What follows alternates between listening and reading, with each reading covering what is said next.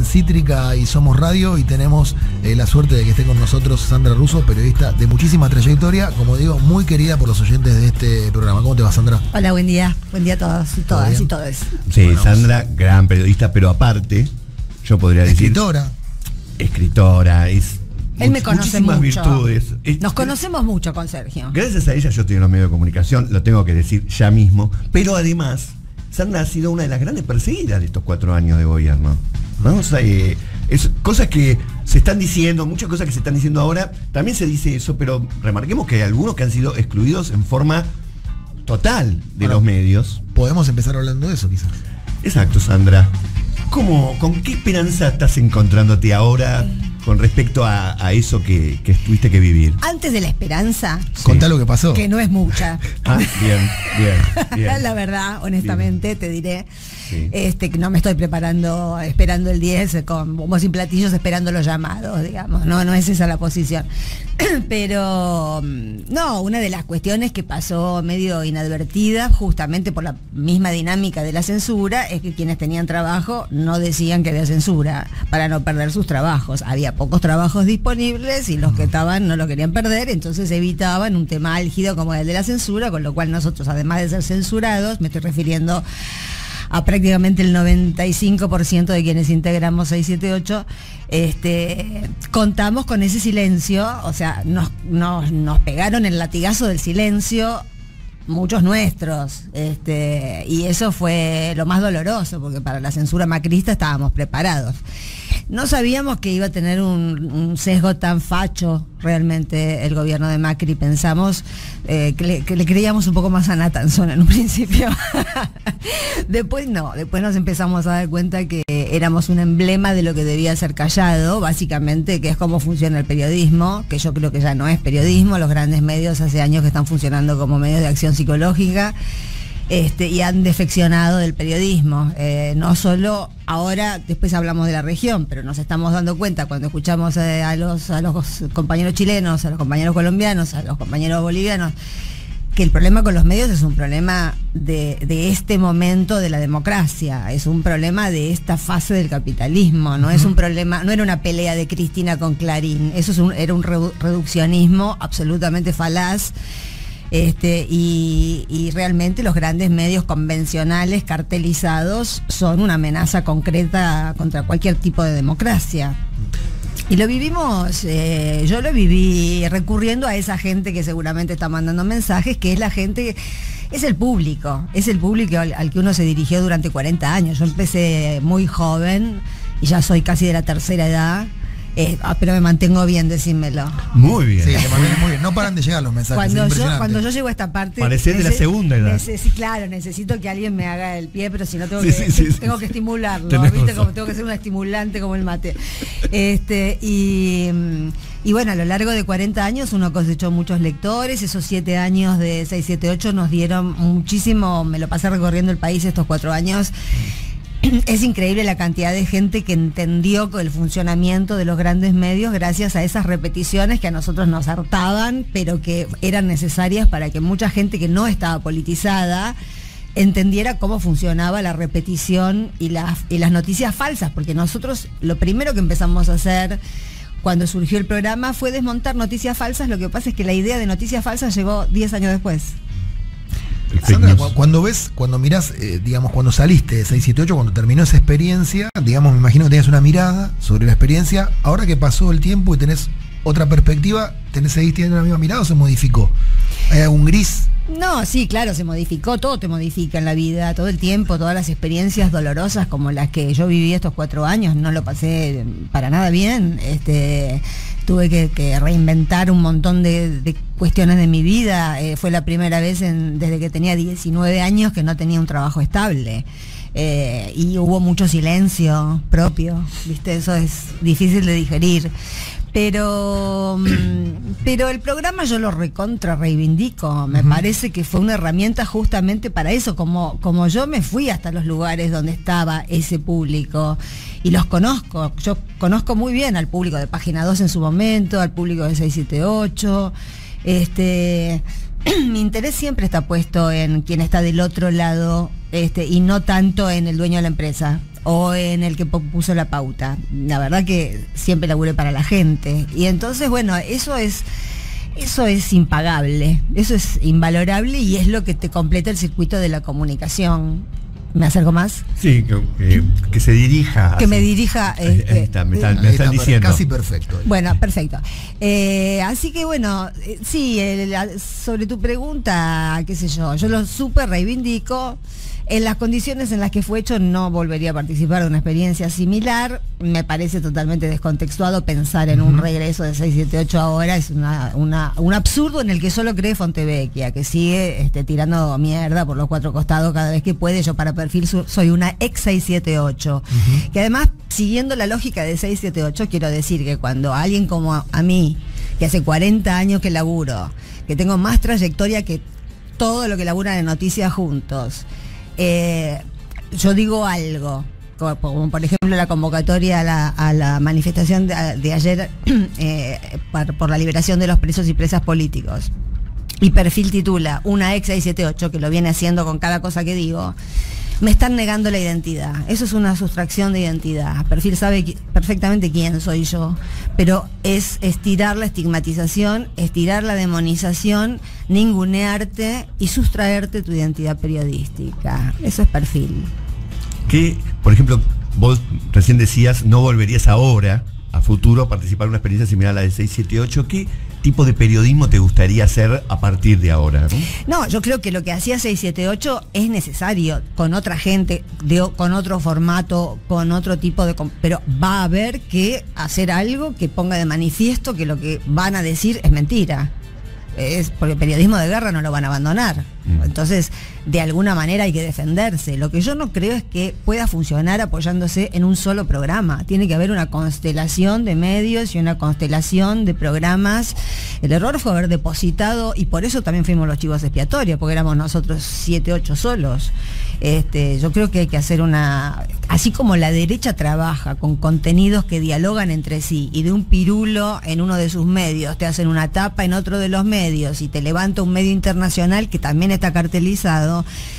Nosotros tenemos que buscar alguna lógica parecida para que las noticias que damos no se pierdan en la nada de un Facebook o en la audiencia de un programa. Tenemos que tener un aparato de comunicación que sepa dialogar entre sí, que baje los niveles de competencia. Hay mucha competencia entre la gente, hay tan pocos lugares en el arco, digamos, nacional y popular, que sigue habiendo una competencia para mí inexplicable. Realmente no la entiendo y solamente puedo comprenderla porque conozco muy bien al gremio en una especie de narcisismo medio patológico que tenemos los periodistas. Fue tremendo también lo que pasó en este periodo, en estos últimos 4 años, con los medios del Estado, ¿no? En el caso de Radio Nacional y de Nacional Rock, que tenían una audiencia conformada, digamos, con niveles interesantes, y, digamos, esa idea de frizar a los medios del Estado, Lombardi en eso fue muy eficaz. Hay que reconocérselo, digamos, buscó ese objetivo de entrada y lo logró. Hoy sí. Radio Nacional no la escucha casi nadie. Sí, sí. Digamos, ¿cómo evaluó la política del Estado de Macri, del gobierno de Macri con los medios, me imagino? Pero ¿qué política te imaginás para el futuro? ¿Tenés expectativas? En relación a eso, digamos, eso es una prueba más de que el macrismo no tenía discurso, está totalmente disociado del lenguaje. No pueden decir nada, no tienen una manera de encarar, porque lo que hacen es inconfesable y lo que dicen es mentira. Entonces no pueden tener medios públicos porque no tenés con qué llenar la programación.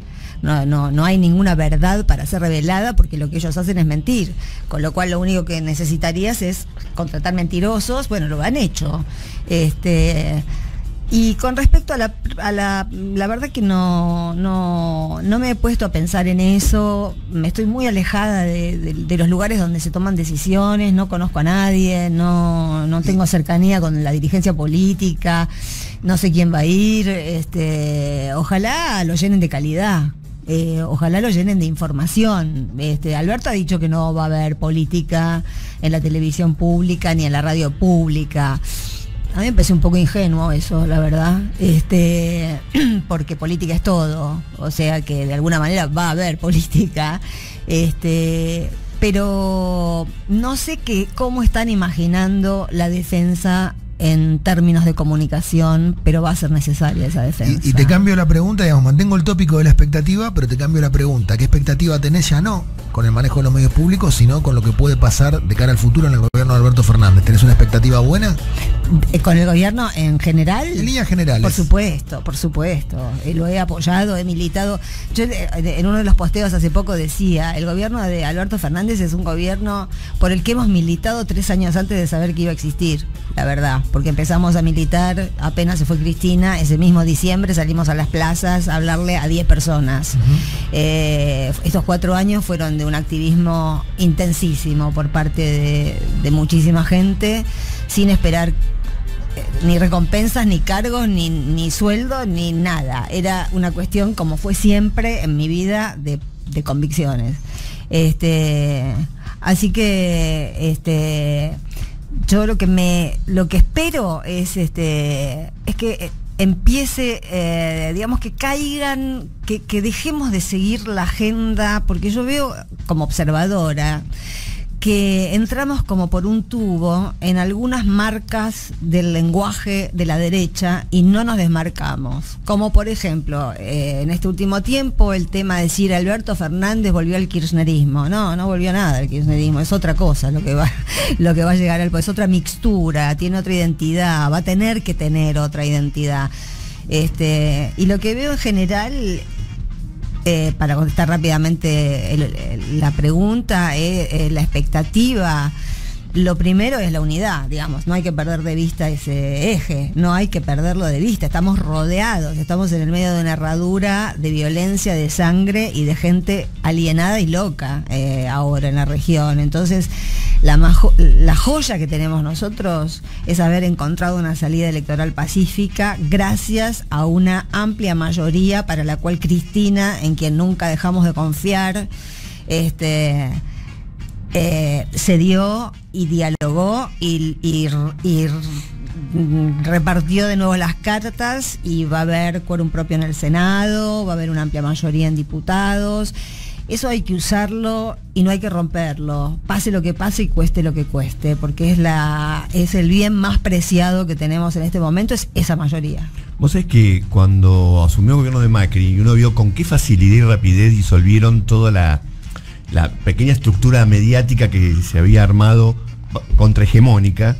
Uno criticaba y decía, ¿cómo no la vieron venir? Etcétera, etcétera. Ahora, si uno mira la región y ve lo que pasa con los medios en Brasil, lo que pasa con los medios en Chile, hasta en Bolivia e incluso en Ecuador, uno puede decir, es una constante de que los medios de comunicación más poderosos siempre han estado en contra y no se han podido generar bases sustentables de comunicación alternativa que tengan envergadura. ¿Es tan difícil de construir o se ha estado pifiando? No, yo creo que le pifiaron, yo creo que la siguen pifiando. Creo que no se ve claramente que los medios convencionales ya fueron. Es una cuestión de tiempo. La gente no cree más en los medios convencionales.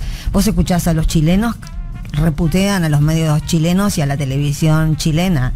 Los bolivianos están llorando a los gritos porque no hay un solo medio boliviano que esté cubriendo, son todos golpistas. En Brasil pasó lo mismo, aunque Globo pida disculpas porque mintió sobre Lula y sobre Dilma, el daño ya está hecho. Lula está en cana y Dilma fue destituida y está este gorila de Bolsonaro. Entonces, en Venezuela ni hablar, en Ecuador ni hablar, en Colombia ni hablar, es todo lo mismo, en España, porque no es un fenómeno ni siquiera latinoamericano.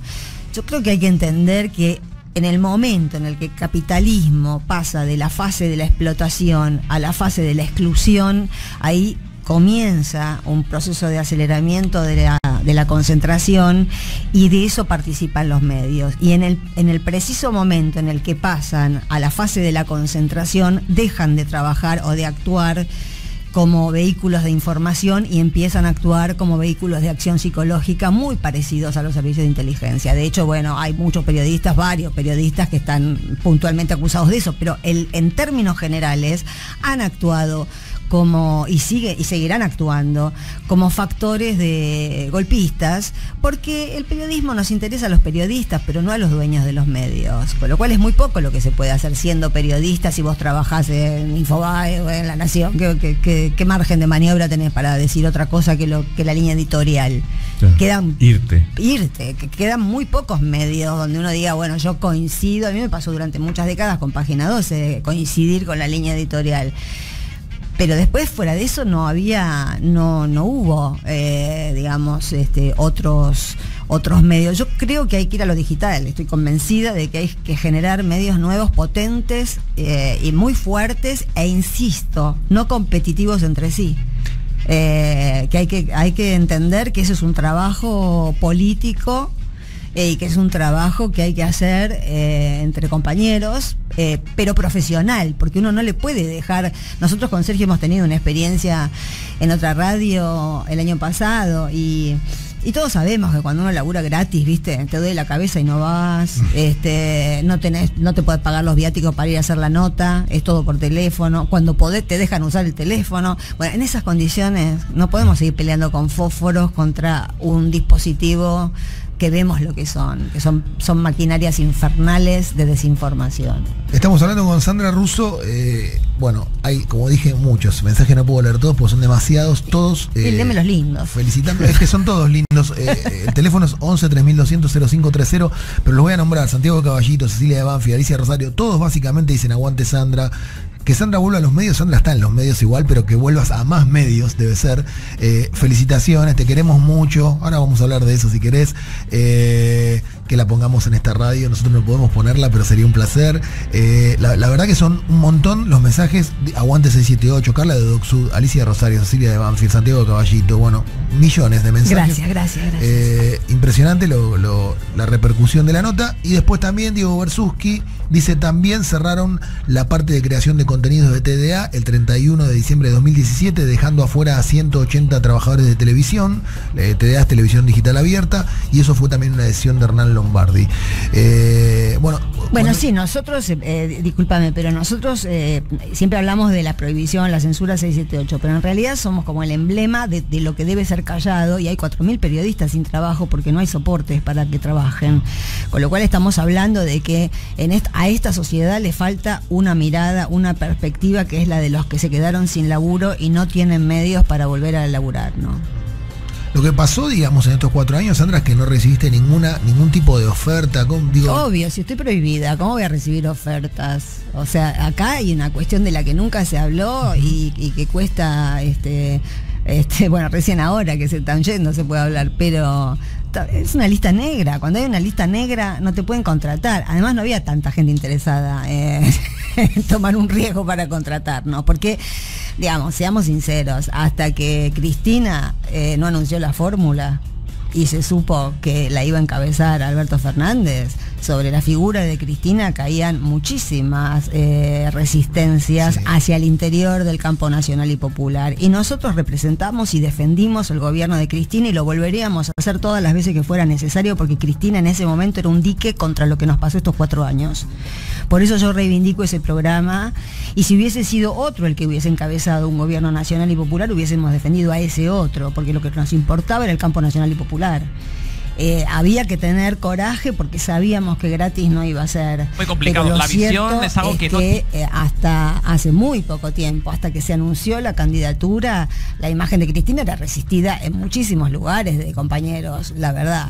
Y nosotros, bueno, durante toda esta larga espera pagamos el precio de estar asociados a Cristina. Y como consumidora de medios, digamos, ¿cómo te manejaste en estos años? ¿Dónde te informaste? En las redes. Yo no miro ningún canal de televisión. Algún rato de C5N a la tarde, porque a la mañana me enveneno. Es tremendo lo de la mañana. No, de la mañana es una bipolaridad que te vuelve loca, ¿viste? Y vos decís, pero ¿cómo puede ser? ¿No? Bueno, tienen los dueños presos, ¿viste? Bueno, ahora lo largaron, ¿no? Pero está bien, hay que pagar los aguinaldos, pero con Publinota. Yo creo que la Publinota es una estafa al público. O sea, no haga Publinota, pasá la publicidad del intendente Vicente López, pero que vaya de frente manteca como una publicidad, no como un contenido. Pero además hay unos niveles de violencia en ese horario, en ese canal, tremendo. Sí, ¿no? Por eso yo, digamos, hace 4 años que no miro televisión, no leo diarios tampoco, veo redes,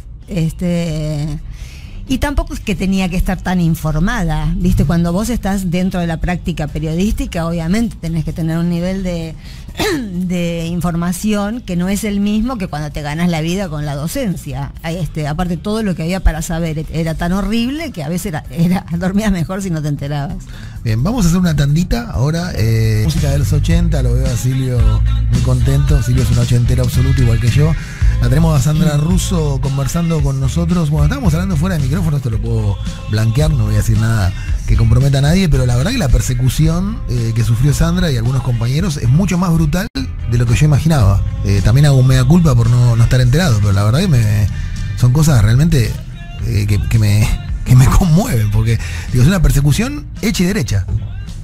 Sí, estábamos hablando también de la actitud de unos y otros, ¿no? Lo más feo fue no recibir solidaridad de la gente, digamos, compatible ideológicamente con nosotros, claro. Pero bueno, supongo que es así, supongo que hay que aceptarlo, como que es así. Yo la verdad que hasta que llegó 678 había ya tenido varias décadas de laburo periodístico sin ningún tipo de contacto con, que yo no conocía la Casa Rosada, digamos, nunca había entrado, me invitaban con diferentes gobiernos por el Día del Periodista, qué sé yo. Siempre detesté ese tipo de conexiones y de vínculos y no tuve contacto y bueno, volveré a no tener contacto.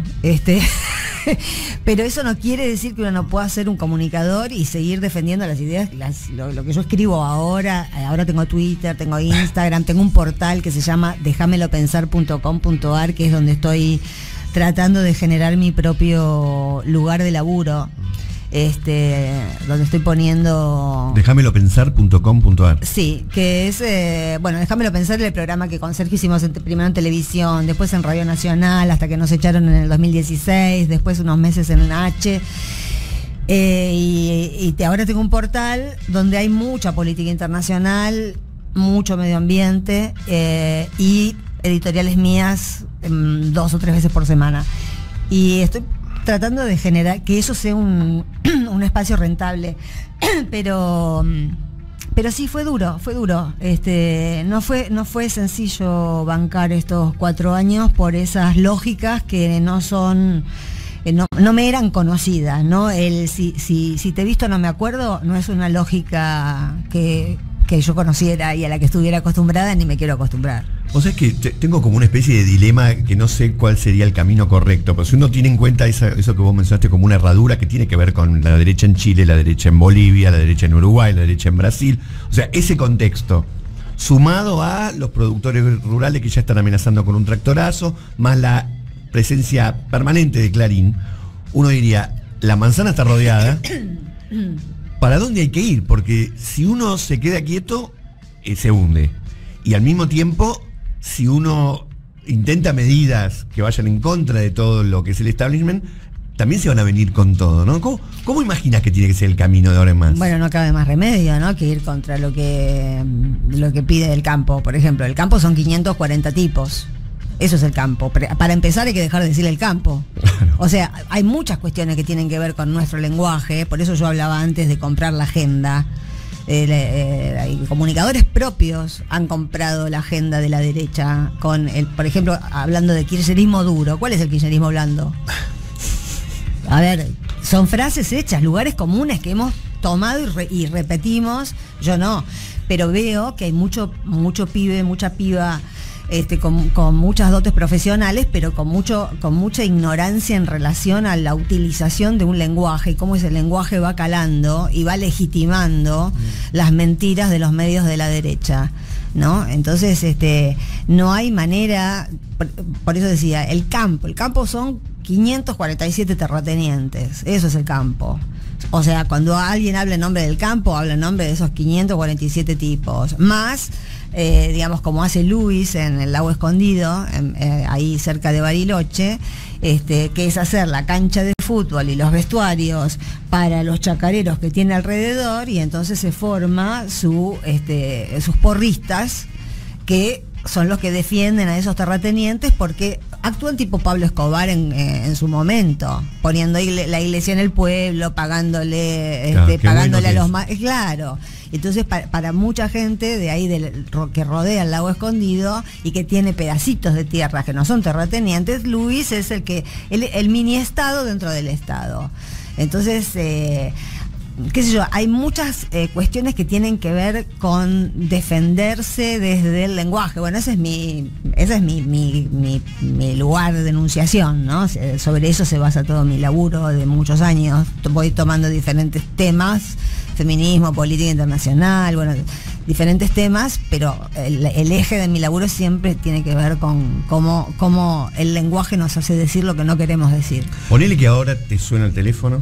Me voy a hacer el Toñetti. Ponele que te suena el teléfono. ¿Ah, Toñetti es así? Sí. Y te dicen, Sandra, queremos que tengas un programa.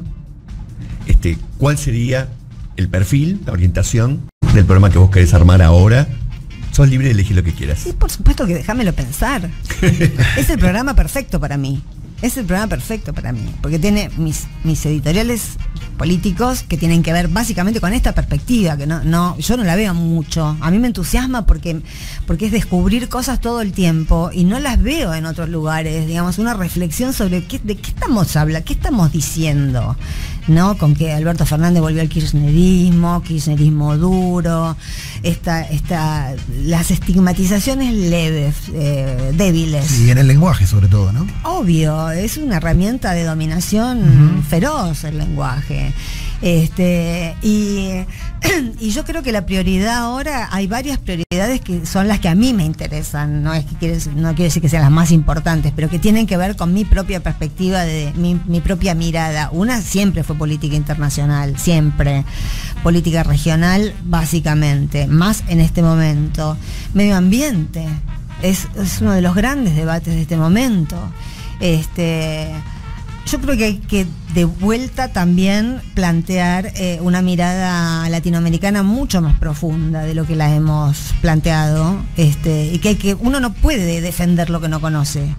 Y no conocemos a los invisibles de América Latina. Tenemos una deuda histórica con los invisibles de América Latina. Por eso lo que pasa en Bolivia ahora nos tiene a muchos sin dormir. Porque Bolivia para mí era la perla cultivada de la región, ¿no? Y porque además estamos en un momento de imbricación de órdenes mundiales. Lo que estamos viviendo básicamente es una pelea por el orden mundial. Es Estados Unidos que quiere preservarnos como parte del patio trasero y preservar su unilateralidad frente a una multilateralidad que ya no la va a borrar. Rusia y China ya están, no la va a sacar, salvo con una guerra. Y salvo que sea en esta región. Y agarrate, Catalina, ¿no? Eso hay que evitarlo a toda costa. ¿Ves eso como una posibilidad? Eso es parte de este proceso, naturalmente. Han corrido en Medio Oriente, por eso nos están palestinizando a todos. Vos ves a las mutilaciones chilenas, a los pibes chilenos. Bueno, yo el año pasado las veía en Gaza. Los armamentos de disuasión que compró Patricia Bullrich se los compró Israel. Israel es el que le da el know-how a los gobiernos de derecha, de ultraderecha de esta región para reprimir. Bolivia acaba de reconocer, se restableció relaciones con Estados Unidos y hoy con Israel. Realmente sí, es una medio orientalización de la región cuando la nuestra realmente es otra lógica. Venimos de querer hermanarnos todos y de tirar todos juntos, y la lógica es, bueno, aplastémoslos a todos juntos de un solo saque. Bueno, Sandra, te agradecemos por la visita. Acá, insisto, un montón de mensajes. Carla de Docsud, Estela Soldati, no voy a nombrarlos a todos porque son muchos, felicitándote, diciendo que quieren que tengas un programa. Nosotros también deseamos que tengas un programa y que estés cerca nuestro. Ojalá que esto se pueda dar pronto. La verdad que es una voz muy lúcida, sí. Y es verdad que dice cosas que uno no escucha habitualmente en los medios. Sí, en general me han alabado y me han criticado, eso siempre. Por eso. Bueno, no generás indiferencia por lo menos. No, eso seguro que no. Te agradecemos mucho, fuiste muy amable y muy clara, y bueno, fue para nosotros un placer tenerte acá. Bueno, gracias por invitarme, chicos. Pues Sandra Russo, en un ratito cambiamos, va a venir el Gonzo Palacios a hablar de música, otra cosa. Seguimos hasta las 12 del mediodía aquí en Somos Radio.